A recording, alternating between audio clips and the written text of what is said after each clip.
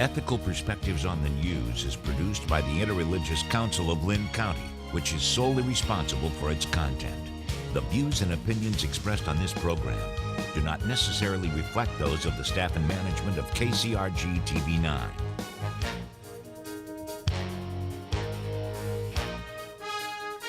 Good morning. Welcome to Ethical Perspectives on the News. I'm Bob Sessions, Professor Emeritus of Philosophy at Kirkwood Community College.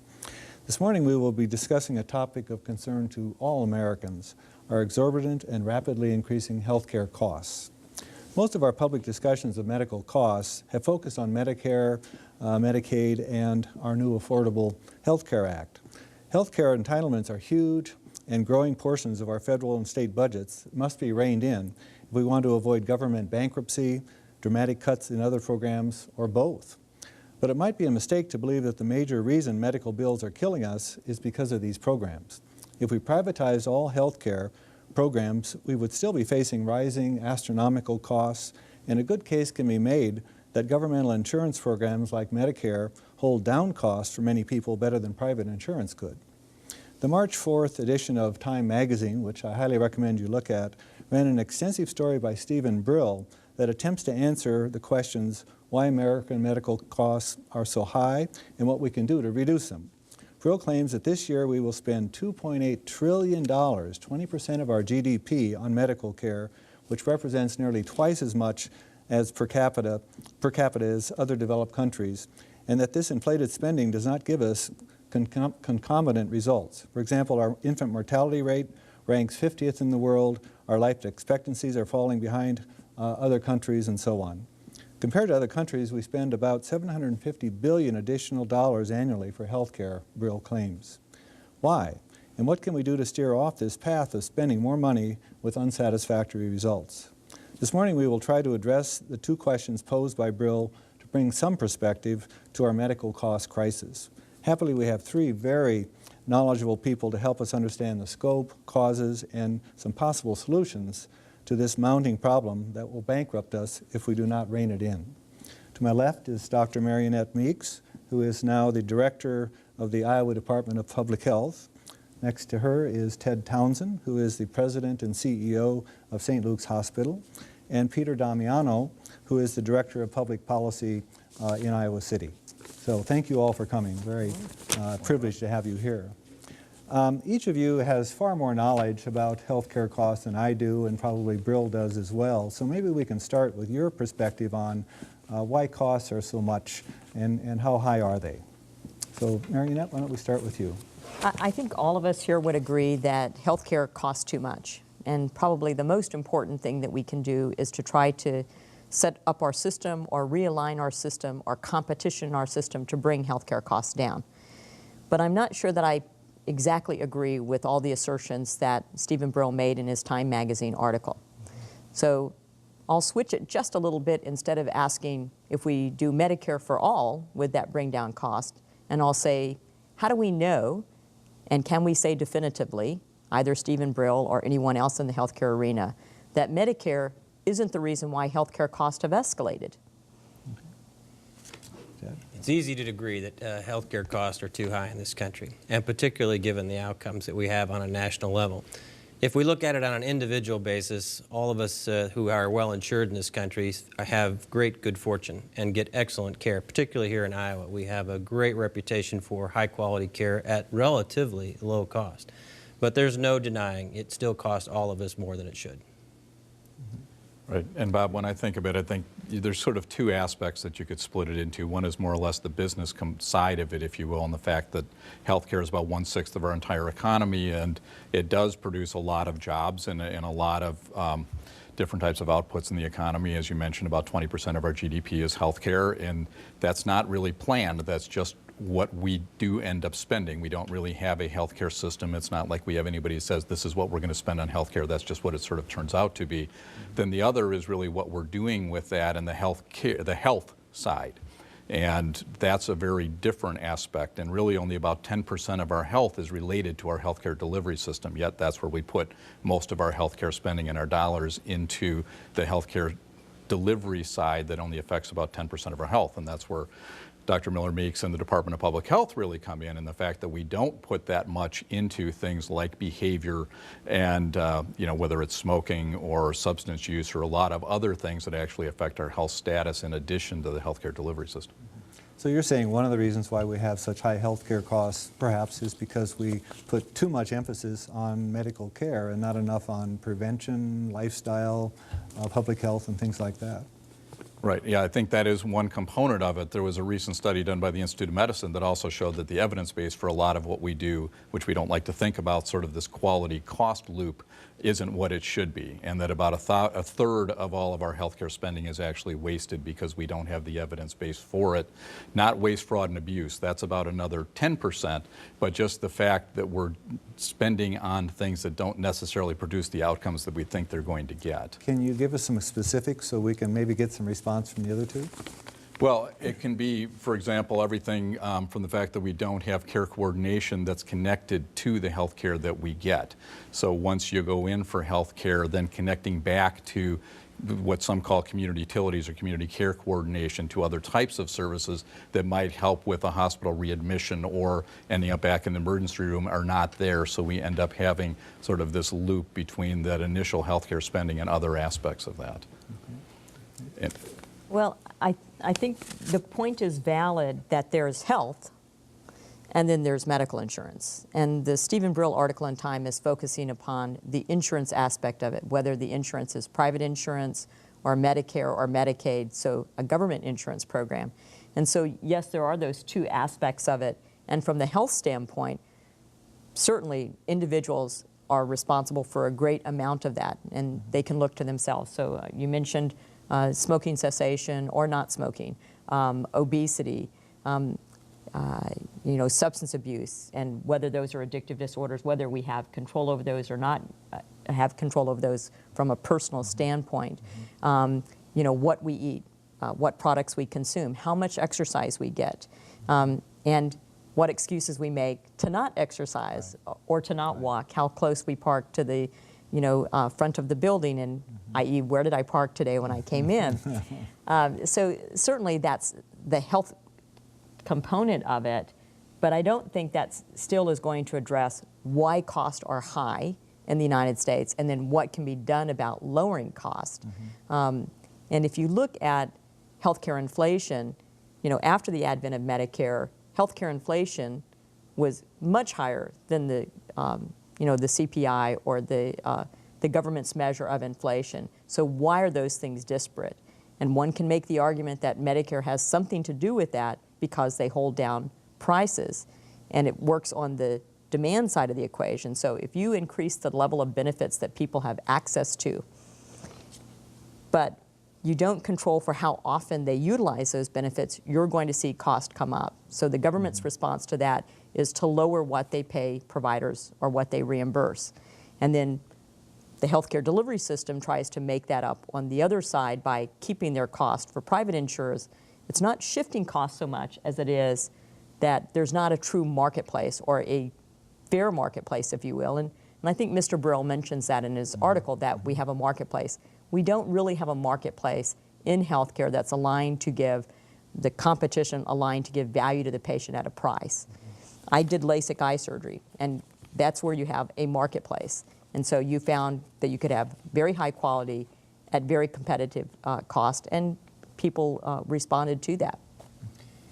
I'm on the other end of it, on the provider side, and what we see is oftentimes the results of years of bad decisions from individual people's lives, and that contributes, obviously. So it starts with our lifestyle choices, which we all have to take some responsibility for, and few of us are as healthy as we know we could be or should be.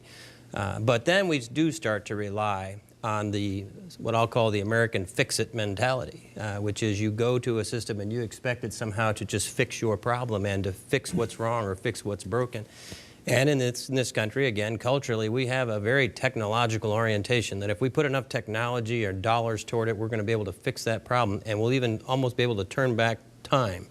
Well, it really doesn't work that way, but it does drive an immense amount of cost in the system.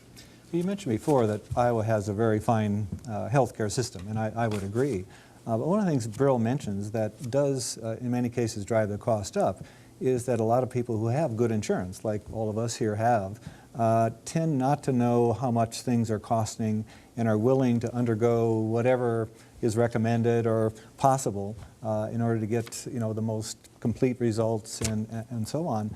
And he recommends that we perhaps have people have more skin in the game, that is, have to pay more on a sliding scale depending on their income and so on for their health care insurance and so on, so they would be more cognizant of what it's going to cost and maybe keep down their visits to the doctors. I know doctors in Iowa City, for example, who are family practice doctors, who claim some years it feels like 75% of the people they see, they don't need to see. They have colds, they want an antibiotic that isn't going to help and so on. What are your thoughts about that? I tend to agree with that. Yeah, no, I think that's a very real part of it. So how much of it is the hard part to measure? Okay. Right, and I think that to me is also the issue that if you really look at global costs, 1% of the population uses 27% of all of our healthcare spending. 5% use almost half of all of the healthcare spending. So it's really isolated in a handful of people. Some of it is end-of-life care, which we can get, that's an interesting discussion to have. Some of it is people with the multiple chronic disease problems, the asthmatic, the diabetic. Some of that has been lifestyle related, and now they've gotten to the point where they're older and they've got these multiple problems.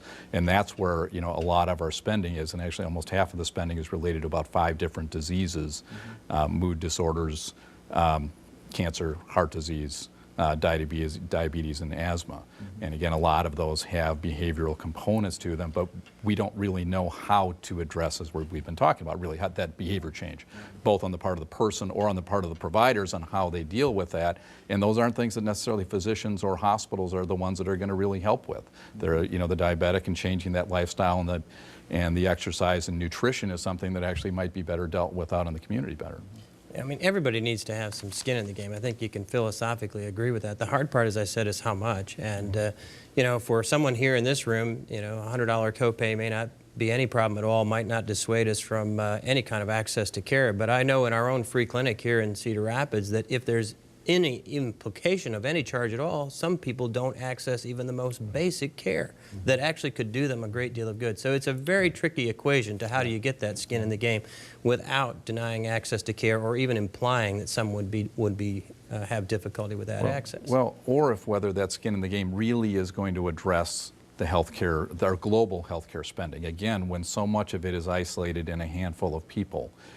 Yes, you do want to prevent that unnecessarily physician visit, but that's not really where we're spending all of our money. And then I think the question is, who controls that? Is it the provider that controls that, or is it the patient that controls that? And it's a little bit of both, but a lot of the really high cost spending is really under the control of the provider. It's not under control of the patient. They're coming again with some sort of a serious problem or a trauma or a cancer. There's not a lot of options in terms of what that healthcare spending is going to be. I'm going to disagree a little bit, and that's because in providing care with the advent of the internet and the advent of information, people from a variety of socioeconomic entities have tremendous access. And I think every provider can tell you that they've had somebody come into them with a stack of papers that they've printed off from the internet or brought from the internet, asking you for a certain intervention or a certain medication or options for treatment. That's not unusual.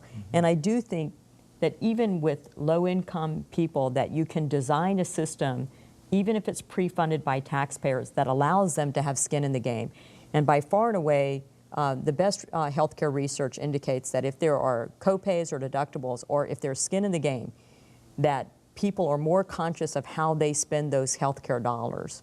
And that's a very powerful incentive. You're talking about the carrot and the stick approach, and that can work in all groups. Who accesses the emergency room, and why do they access the emergency room? People may think that, well, people go to the emergency room because they don't have access to a doctor's visit or it's not covered. Well, it is covered under Medicaid. So if it's covered, then why don't they access a doctor's visit or a time that's available to them rather than going to something that's more costly?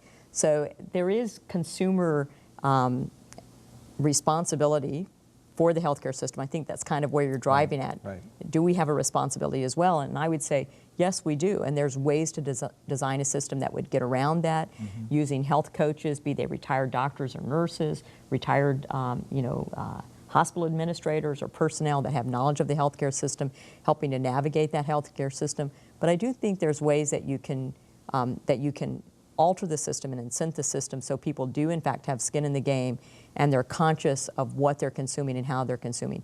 And price transparency, although you didn't ask that, that's certainly one of those, and it's a function of government, I think, detecting fraud, ensuring that the needy are cared for, and price transparency. Let's talk about transparency for a minute. I mean, Brill lists a whole bunch of things and goes into them in great detail. One of them is transparency, and he talks especially about the charge master. I don't know, do you have the charge master at your Yes, hospital? we do. Okay. Yep. So maybe you could describe how that system works, and maybe, Pete, you could talk about why it is that Brill and perhaps you are critical of that system. Well, basically that charge master is something that's been around for decades in hospitals and healthcare, and it started out as systems that tried to put some relevant cost down as far as what we should charge for a particular procedure or item. And over time, however, that has lost complete contact with the marketplace. So I think that what Brill found is that the charge master system is a symptom of a dysfunctional market in healthcare. We do not really have the traditional form of exchanges of value, and we've become so disconnected between the actual charge or cost of something from how it gets paid for, that many of the systems that we're all part of, whether it's your insurance premium or whether it's the charge master in the hospitals, no longer bear much reality to a marketplace. So they exist, they're a problem. My issue with how he put it in the article was that something that is a problem for a very small number of people in healthcare, he made out as one of the biggest problems and causes of high cost, and I don't think that's legitimate at all. Virtually no one pays those costs, and even he admitted that in the article. And here in Iowa, you're not allowed to even charge that way. So I think he made much ado about something that there were much better targets for him to take on than the charge master. Hospitals, we cost too much. Doctors, we cost too much. Drugs, we cost too much. But the charge master is a symptom, not a disease. Yeah, no, I would tend to agree. Again, if you think about, you need some sort of a price from which you discount as you're making all of your deals with the different health plans or different people that are buying services, and that's really what that is saying, so that you're not committing fraud, that somebody, there is some master price on which you're discounting down. And in this quasi-free market system of which we're living right now, you have to have something like that. Does it make sense? No, when you take a step back, but it makes sense within the world in which we kind of operate right now. And I agree, I don't think it is one of the major causes. I think, again, you look at that 1/3 of all of our healthcare spending that's going to things that aren't producing any improvement in health. You've got 10% that's the waste and fraud component, and then you've got all the costs that are going into the relatively small proportion of people who are really sick. Those are the things, to me, where we should be focusing our time and attention on if we really want to get the $3 trillion in costs. And nobody really thinks we're ever going to get the cost down. I mean, we're really trying to do is what they say is bend that cost curve. Lower the curve. Right, lower that curve a little bit, and so we can make it manageable. In the last couple of years, we've had the lowest increase in the last 50 years in healthcare spending.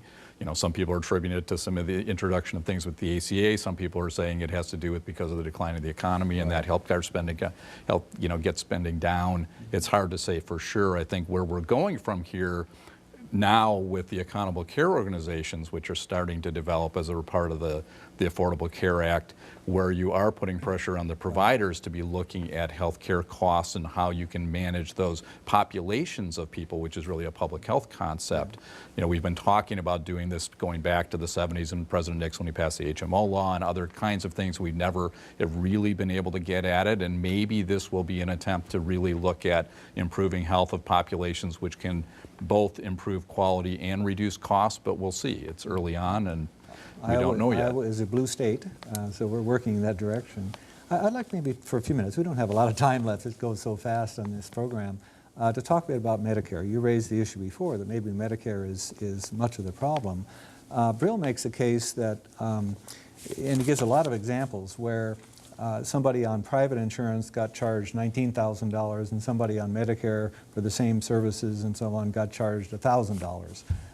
And it's because he claims the Medicare has such strong leverage. They can really ramp down the costs and so on. This last Tuesday in the Gazette, there was an article that reinforces what he was talking about, and that's that Congress has made it so that the Medicare cannot bargain with regard to drugs, prescriptions. And they would drive down some of those prices, which are, you know, a lot of the reason we have such inflation because of the increased cost of drugs and so on.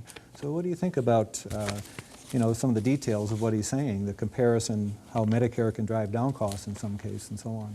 Well, I'm going to go back to something that Ted mentioned and then I'll reinforce, and that is, do we have a marketplace in healthcare? Mm-hmm. Did Medicare, once it was instituted, distort that marketplace? And so is Medicare, because it pays less, is it really costing less, or does the lower price drive up prices for other things and keep those prices high? Mm-hmm. So again, is the competition that's in healthcare currently in our system, is the competition aligned to give value to the patient at a price? And where you have, I don't think you should have a free-for-all marketplace. I think there is a role for government, there's a role for regulation, and those should be aligned with incentives for, one, people to adopt healthy behaviors, people to go to providers when they need to go to providers, access the system when they need the system, not a system that is inadvertently, I'll say, designed to increase demand. And so we have a system, because it's a prepaid benefit package, not an insurance, it drives demand for those services. And so the healthcare system can respond in a couple of ways. It can try to work within that system to increase volume when it's getting paid less. And then on the flip side of that coin, on the private side, where they're looking at the number of volumes of procedures to keep the price at a certain level. And so there's an imbalance of supply and demand that's partly driven by the system that we have. Yeah, I mean, certainly on an individual case-by-case, Medicare can be argued to lower cost. As a hospital who gets paid a fixed amount of money for a certain DRG or a certain condition that comes in, we are very used to having very low prices for a particular individual episode of care.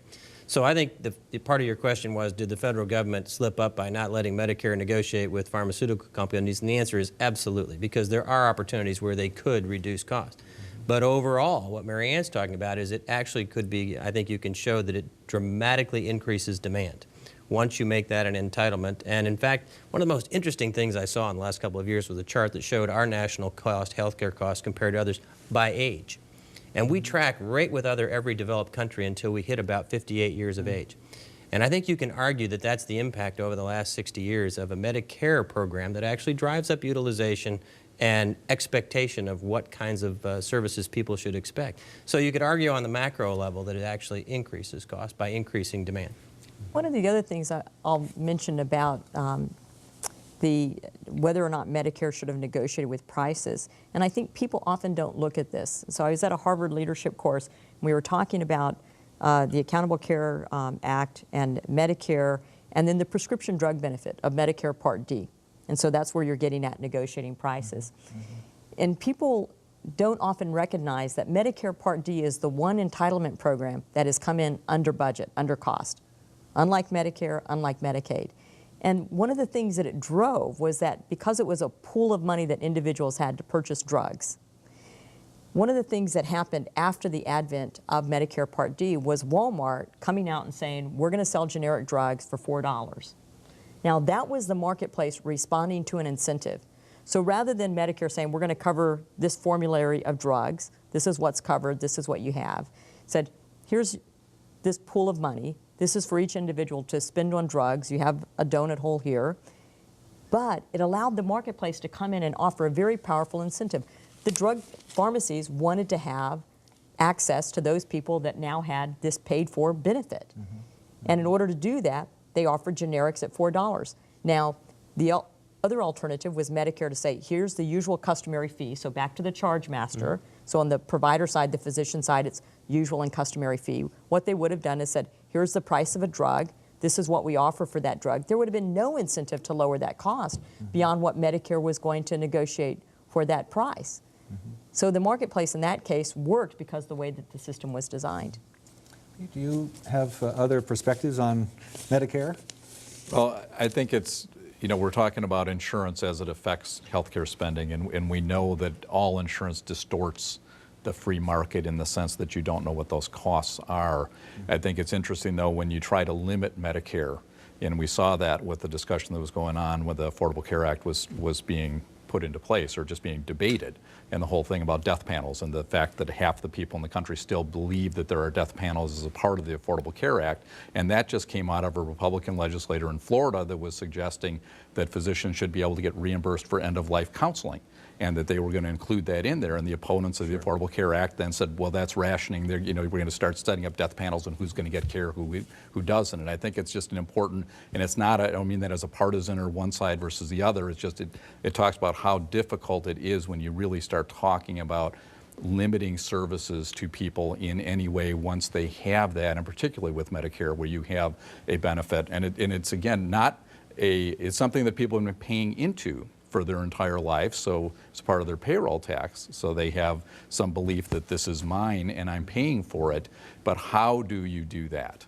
And that becomes very difficult and challenging. So what I hear you saying, I think maybe all would agree, is people need to rethink their relationship to this whole system, whether it's a Medicare or private insurance system, so that they use the resources, which are limited resources, in wise ways. And I think, anytime we get insurance, we're sort of encouraged not to worry about that. I mean, that's the whole point of insurance, right? We don't have to worry.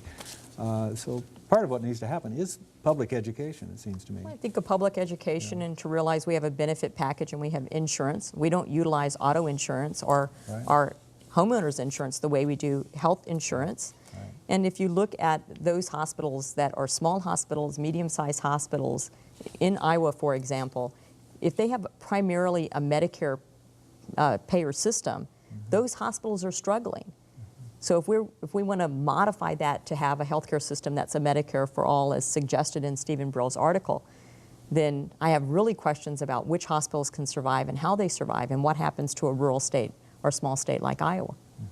I mean, Steve did list the whole laundry list of contributors to the healthcare cost problem, and I think most of all, each of us need to keep an open mind, and we have to start looking for solutions across the aisle of whichever your persuasion is, because if we don't start to come up with some more broad-based, bipartisan approaches to this, we are still headed on a road for catastrophe when it comes to a sustainable healthcare system. We're not there yet. Well, in a sustainable economy. I mean, you look at healthcare spending across the board, and whether it's Medicare and Medicaid to the state or the federal budget, rising healthcare costs affects all of those. Yeah. Well, this is obviously a huge topic, and I think we ought to have the three of you back sometime and take up other aspects of it. I mean, folks are a wonderful panel. It went very fast. Just one final issue, it seems to me, that's so important is, well, how much is too much? 20% of our GDP. What if we were getting the best medical care in the world? We had really good results, and we were as efficient as we could be, given the cost of drugs and doctors and so on. Maybe that is a question we ought to ask, but that has to happen next time. We've run out of time. So thank you very much, Dr. Miller-Meeks and Ted Townsend and Peter Damiano for a very good program. Thank you. Happy to be here.